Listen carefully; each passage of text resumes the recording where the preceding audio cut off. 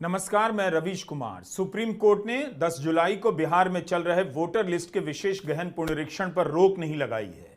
Court ने कहा कि याचिकाकर्ता इस समय रोक लगाने की मांग नहीं कर रहे हैं। कोर्ट में आज आयोग सवालों से घिर गया। कई सवालों के जवाब देते नहीं बना तो 28 जुलाई तक के लिए उसे समय दिया गया है। इन सवालों से कहीं नहीं लगता कि कोर्ट में चुनाव आयोग को राहत मिली है या उसके फैसले को क्लीन चिट मिल गई है।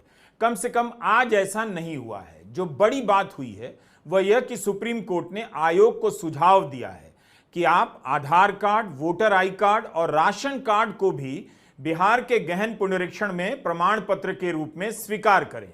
कांग्रेस, राजद सहित विपक्षी दल पहले दिन से इसकी मांग कर रहे हैं। कह रहे हैं कि जो दस्तावेज मांगे गए हैं वो लोगों के पास नहीं हैं, जो लोगों के पास हैं वही मान्य नहीं किया जा रहा है। खुद जस्टिस सुधांशु धूलिया ने कह दिया कि चुनाव आयोग जो दस्तावेज मांग रहा है अगर उनसे मांगा जाए तो वे नहीं दे पाएंगे। अब बताइए, भारत के सुप्रीम कोर्ट के जस्टिस धूलिया कह रहे हैं कि आपने जितना समय दिया है उतने समय में तो ये दस्तावेज बिल्कुल नहीं दे पाएंगे। उन्होंने यह भी कहा कि जमीन पर जो हालात हैं मैं आपको बता रहा हूं। सुप्रीम कोर्ट की बेंच चुनाव आयोग को अगर जमीन की हालत बताए तो क्या आप कह सकते हैं कि कोर्ट से राहत मिली है? कोर्ट ने कहा कि आप उन दस्तावेजों को मांग रहे हैं जो लोगों के पास नहीं है। यह हालत हो गई आज चुनाव आयोग की।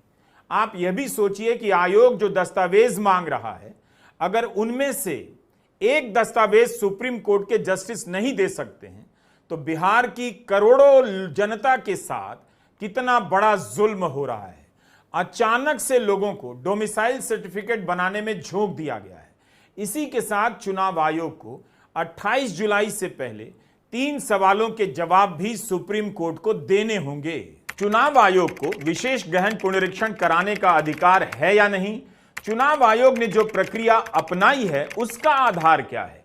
ठीक चुनाव से पहले इस समय यह क्यों किया जा रहा है? तीनों ही सवाल 25 जून से संविधान के जानकार, पत्रकार, विपक्ष के नेता उठा रहे हैं। कई लेख लिखे जा चुके हैं, लेकिन इन 3 बुनियादी सवालों का जवाब देने के लिए आयोग को इतना समय क्यों चाहिए था? 18 दिन मिला है। जिन सवालों को लेकर पिछले 16 दिनों से सवाल उठ रहे हैं, आज ही वह इन सवालों के जवाब के साथ क्यों नहीं हाजिर हुआ? चुनाव आयोग के पास इनके जवाब तुरंत हाजिर होने चाहिए थे। बताइए, जिन नियमों के तहत आयोग काम करता है उन्हीं नियमों की जानकारी देने के लिए आयोग को इतना